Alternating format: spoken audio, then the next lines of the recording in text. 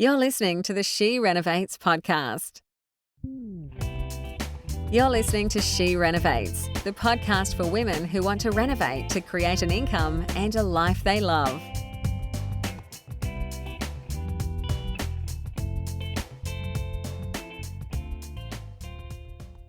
So in this episode, I'm interviewing real estate agent Con to unpack how Strata reports influenced buyer decisions, property value and renovation profitability before you ever pick up a paintbrush.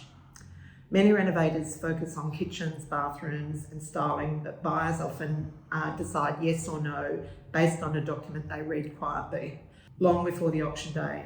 Today we're talking about the Strata report and why it can make or break a sale, regardless of how good the renovation looks. This is not legal advice or DIY guidance. This is market insight from the coalface. Now, just to give you some context, Con is looking after the sale of our Potts Point property, or will be, and also our Class project. And he and I have worked together for quite a long time.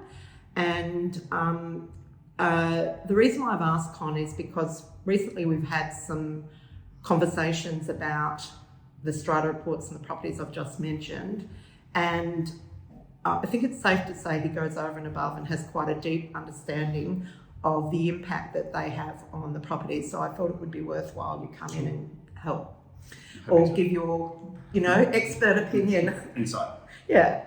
So first question I want to ask you, what is the Strata report actually telling buyers about the building? Obviously, when you're buying Strata, you're buying into the building, you're buying a lot in the building.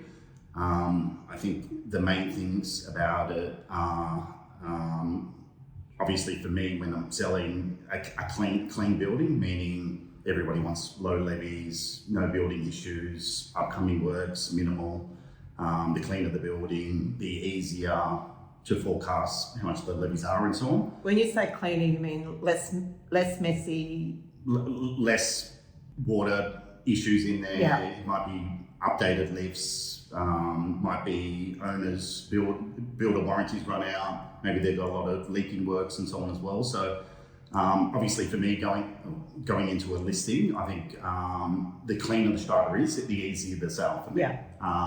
Obviously that's not always going to be the case based on if it's an Art Deco building and it might be 100 odd years old, or if it's a building that's within a 5-year builder warranty or so, because that could sort of make a bit of a difference. Where is the builder active?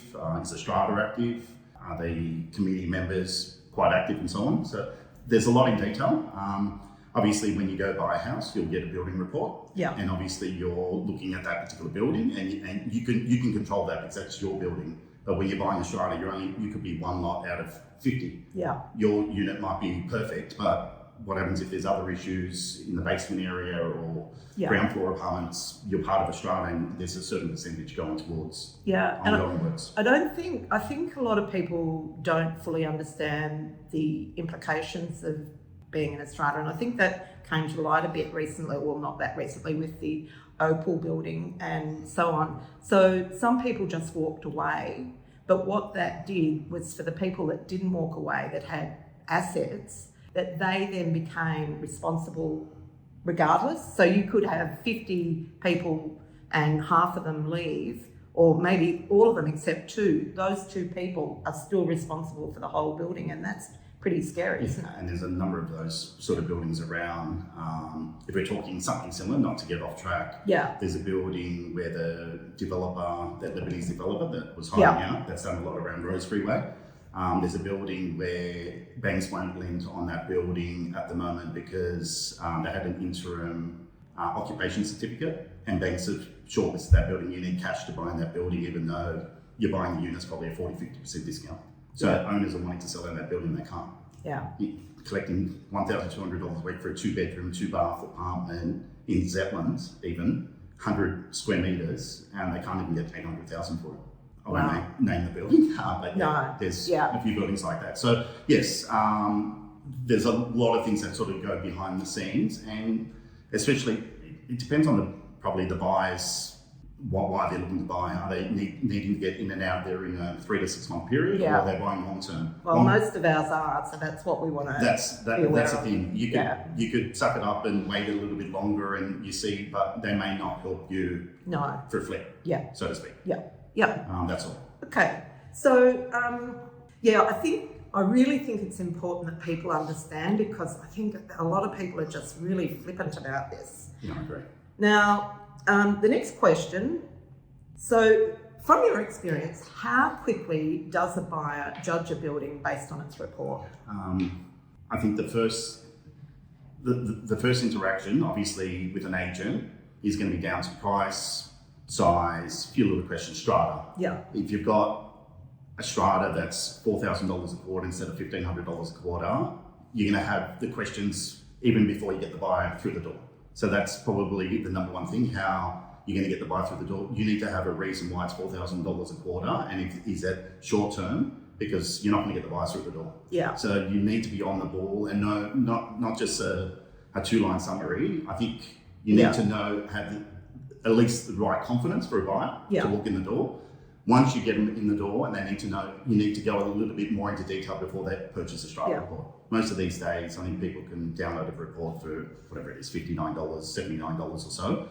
But I think you need to give the buyer a little bit of a heads up based on what's in the report. I think they would appreciate that. A lot of agents won't do that. And if it's a strata report of 1,500 pages, they'll have a heart attack. Yeah. And you may lose them, and you lose the transparency. Yeah, so that sort of builds the trust with the buyer. 100%. But you need to have a conversation before they download the report and just say, hey, heads up, this is what's in there. This is what you're going to see. Why don't you have a read of it over this weekend? We can reassess on Monday and so on as well. And we can go into more detail. And if you've got questions, I'm happy to get them answered. If I don't know the answers, I'll go to the owner and we'll reach out to the person that's constructed the report. Yeah. So we had a real-time experience of that recently when we were looking at the class project. So I was thinking 600,000 in the slush fund. That's pretty good. Con's saying find out what that's for, because there's going to be something behind it. When you've got a block of 40 odd apartments and there's not a lot of outgoings, and a building like that would be more $1,500 a quarter than $3,000 a quarter. I said the 600 grand, well, why is the money in there? They shouldn't have that much money in the bank. I was thinking it was going to be less than 100,000 from my expertise. There's no magical figure. Yeah. Great having 600 grand in there, but is that part of a $6 million project, or is it part of a $500,000 project? Yeah. If those funds can get depleted soon. Yeah. And even if they're going to somewhere, when's the work's going to get done? That's probably the big thing about it, because if you're looking at doing something within the next 6 months and the works are going to be done and it's external works and the building's going to have scaffolding up, is that going to affect the sale? Yeah. Yeah. You try to find out as much info as possible based on the Strata report there. Yeah. And do you want to talk through sort of the strategy you came up with that? I think with something like that, obviously it's just finding out a little bit more what's happening in that building. Obviously going back to nice to have the money in the bank. Look at maybe how well, you can look at little things. How well the meetings are run. Healthy sinking funds, have they got the right strata managers on board? Have they got the right people in the building that are proactive? Is there a lot more owners in the building? A bit of maintenance history and so on as well. Maybe in doing renovations, has there other people gone into renovations? Are they quick at approving renovations? We don't want to sit there for 6 months trying to get approvals and second guessing ourselves, because that's all money. Especially when you're looking for a short term now. Yeah, if you've got a little bit of time and you've got tenants in there, you're okay. You've got a little bit more time and all. But it's navigating through when the works are going to get done, how much of the works are going to cost. The biggest thing in these days, we may be in a position where we may not know what the future costs are going to be because they don't have the quotes. That's the hardest bit. You're second guessing, because you can turn around and say, we've got 600 grand in the bank, but what if it's $2 million worth of works? We don't know. We don't have the answers. If we've got a figure, we can work out the maths. That's pretty easy. We can work out a strategy thinking, okay, we're 400 grand short, our pro rata's X amount. So obviously you might have a pro rata of 3% of the building, or it might be 100 of every $1,000 or whatever it is. And we can work out the maths thinking, okay, we're going to have to come up with another $10,000 or $15,000. Do we pay that out in advance? How do we work out a strategy? Is this 1 or 2 quarters? Yeah. I've got one that's just popped up today. Crown Street, Surrey Hills, 1 bedroom unit. They've just done some building works, but they've got 2 quarters of special levies. It's one of 2.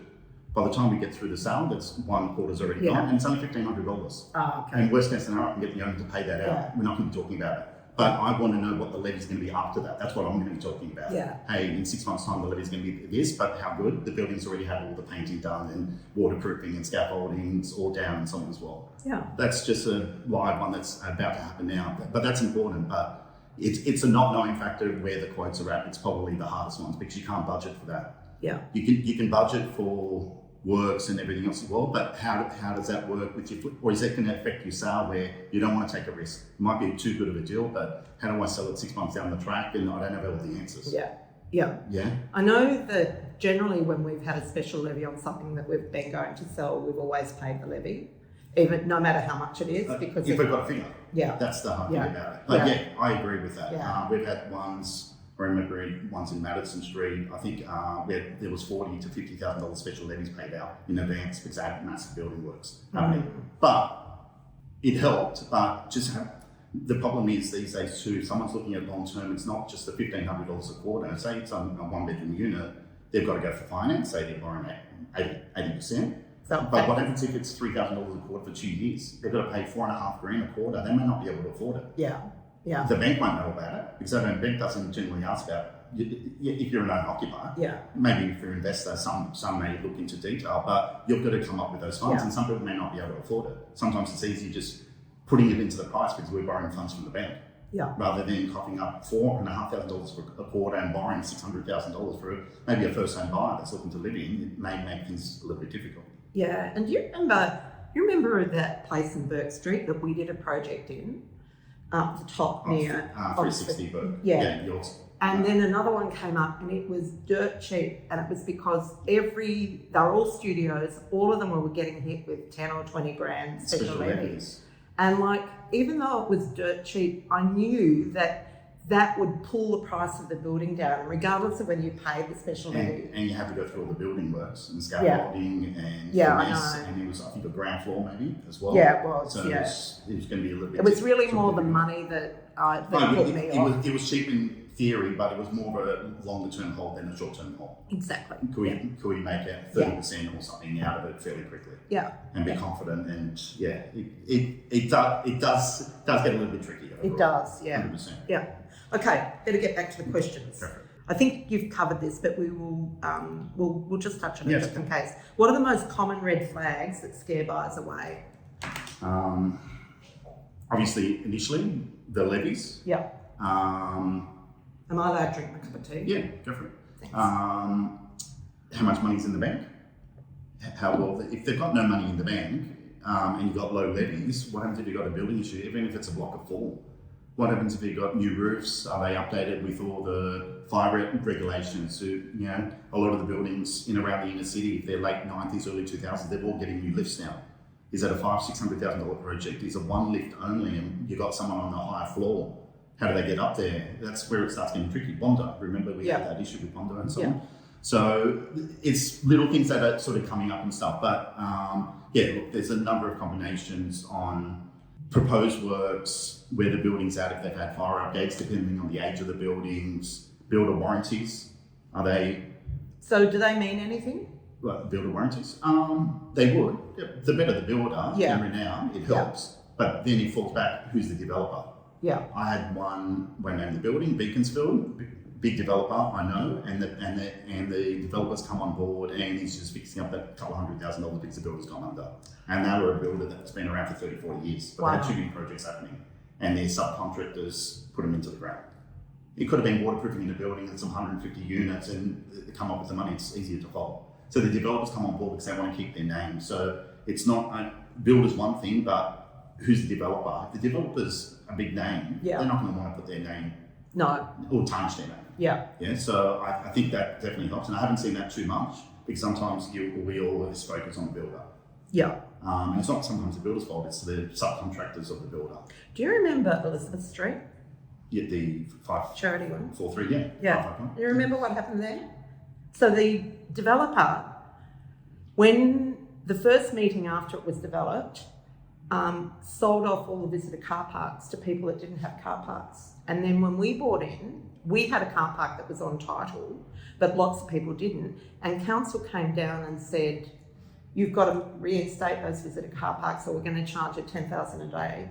And there was, I was so glad we got out of that because... But we've got still the highest sale in how many We years? got the top, incredible. No one's getting anywhere It's close still to the highest, isn't it? Like even six figures. Yeah. Over 100 and something thousand. Yeah. And it's been, 6 to 7 years? Probably. Yeah. So it's interesting how it's the little things about Stratas and stuff. Litigations had one in Goulburn Street, Surrey Hills. It's a 1,600-page Strata report. That building's unfortunately a mess, but it's a good building long term. It's a beautiful building, yeah. I had a 3-bedroom unit, 9,500 quarter levies. And that was before all the building works, the $15 million build coming up, 63 apartments. They're going to have hundreds of thousands. But it's a family that bought it, they bought it long term. They knew they weren't paying that premium price. Yeah, 2.6 was the price. It could have been worth well over 3. So they've had to factor in a little bit. Yeah. So, but we had to navigate through that. I was lucky enough that I had a buyer's agent, so we had a middle ground, and we were going back and forth for a long time. Isn't that interesting? Would you have been less likely to get that over the line if it wasn't a buyer's agent? I think it helped because we had the transparency, we could see it. She felt a bit more comfortable because it wasn't me only, and that's helped me sell a few others in there. There's a few others that have been withdrawn, they haven't been able to sell it because they couldn't navigate through the Strata report. Yeah. The agents were calling up me and saying, what was I telling buyers? I was just telling, I had to go a little bit more into detail. Yeah. That was a very long conversation with a lot of people. Wow. But just, it is what it is. And we're talking about a mid-80s building as well. So solid sort of building. Yeah. But yes, that would definitely, I think it just helped in that situation having a buyer's action because they just had a little bit more guidance. Yeah. If they didn't, and someone didn't know much about Strata reports, there's companies out there that you can pay a couple $100 and they'll go through the Strata report for you, not a solicitor conveyancer. They tend to be busy.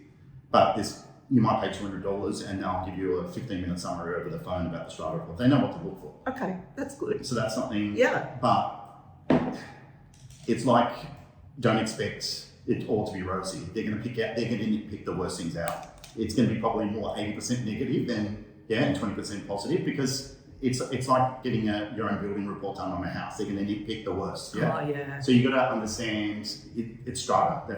It's just going to be. Can you deal with all these things that pop up? Is it going to be something that's going to be detrimental to the sale? And if you're going for a flip, speak to your potential agent, maybe someone you've got locally, and say, hey, would you buy in this building? This is where we're at. Can we make it work? If you're scared. Yeah. I think you might as well open up a conversation with another agent. Even if you're not scared, I think that's quite a good strategy, like to work with someone ongoingly and actually involve them in the buying decision because they're ultimately the one that's going to sell it. Yeah. And if you've got a client and I might know the building, I might have a little bit of history on it or know someone in there that we can reach out to. Yeah. So. Beautiful. Okay, let's get on to the next one. Can a strong renovation outperform a weak Strata report? You can have the best property out there, but at some point, unless they're emotionally attached, I think no. Does anyone ever get sufficiently emotionally attached to overlook what's in the Strata report? Yeah, but I'd probably say it's more of a 10% chance, 20% chance than a 90% chance. Yeah. I think it's flipped the other way. I think it's a little bit of a combination. You would have to be, it's very, like if we had the right product in Nixon Street and we had $10,000 a quarter, and we have the right buyer, like you know what I mean? The Strata's going to come up at some point. Yeah. Because this buyer's not buying for a flip, they're buying long term. They're going to pay a premium. They're going to be in there for at least 5 years. Yeah. What's their cycle? Are they an owner occupier? Are they an investor?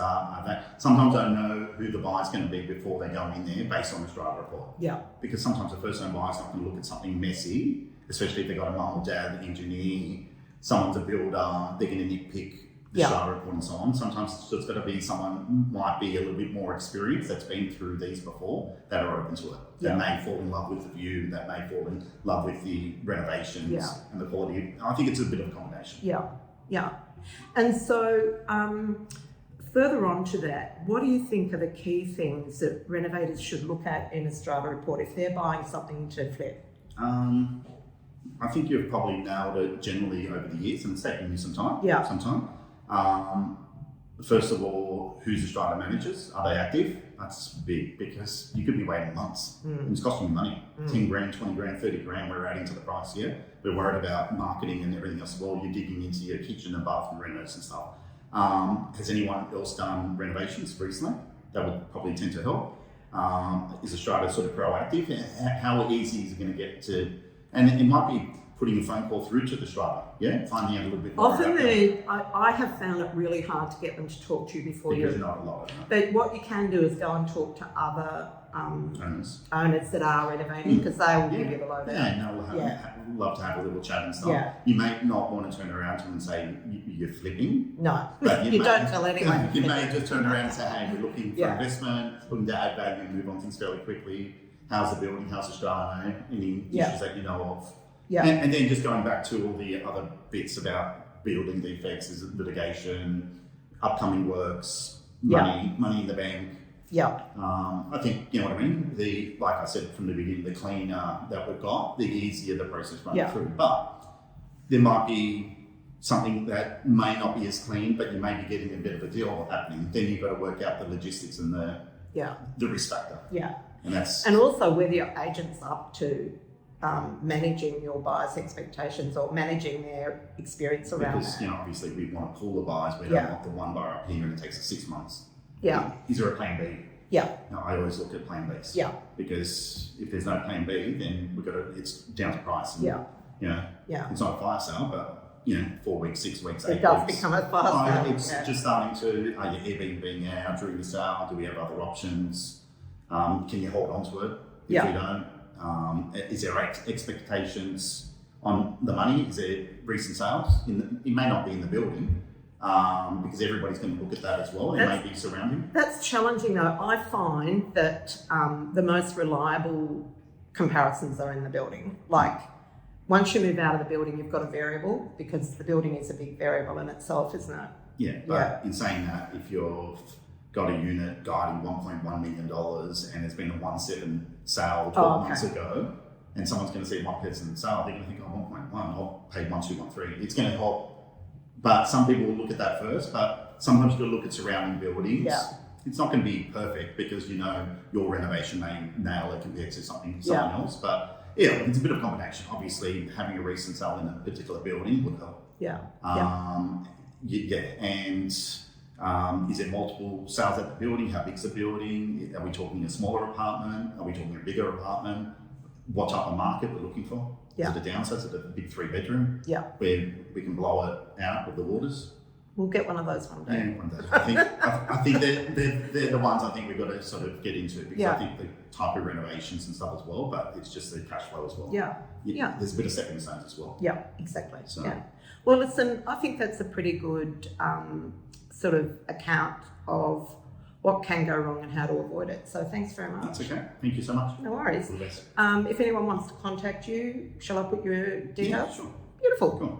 But obviously always get legal advice first, go to your conveyancer solicitor, and then they can direct you. If they can't read through the report, they may have someone that could maybe read a report for them for a couple of $100. It may eliminate if it's worth pursuing or not, and speak to a local agent that's in their area as well. I would never rely on this, but I do this in the first instance, is do an AI review of the report. I find that's quite useful. Yeah. It pulls out the big things, first, but never rely purely on that. You must get professionals, but in the early stages. So perfect. Thank you so much. Thank you. Cheers. This is the She Renovates podcast.